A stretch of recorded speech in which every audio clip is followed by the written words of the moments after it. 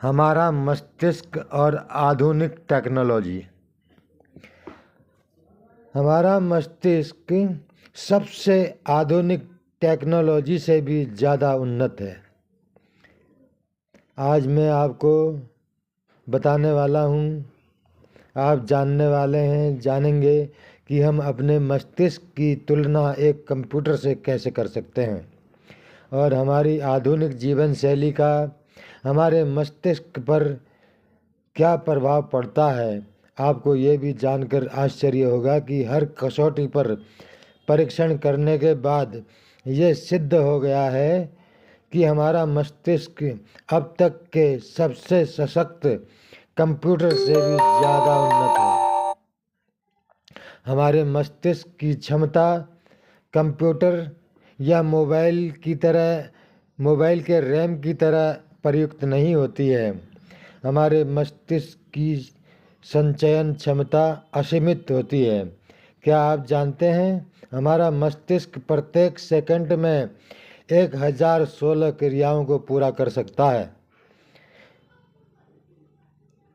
जो किसी भी मौजूदा कंप्यूटर से ज़्यादा शक्तिशाली बनाता है।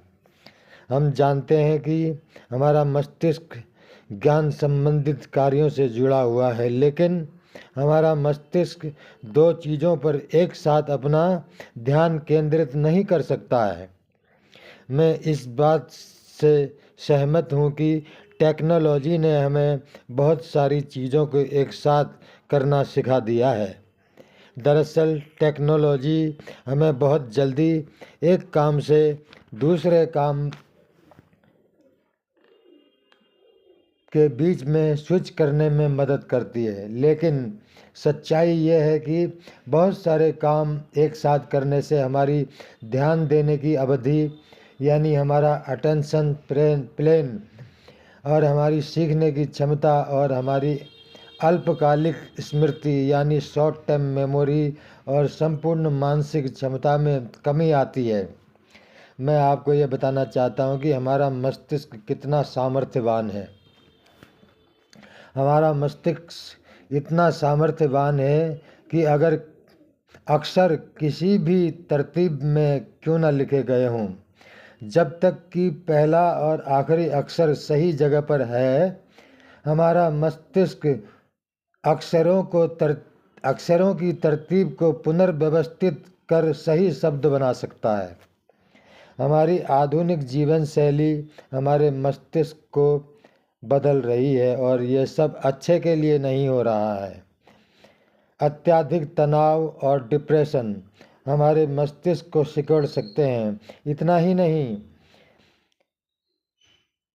अस्वास्थ्यकारी भोजन के कारण हमारे मस्तिष्क में ओमेगा 3 फैटी एसिड का सेवन कम हो पाता है।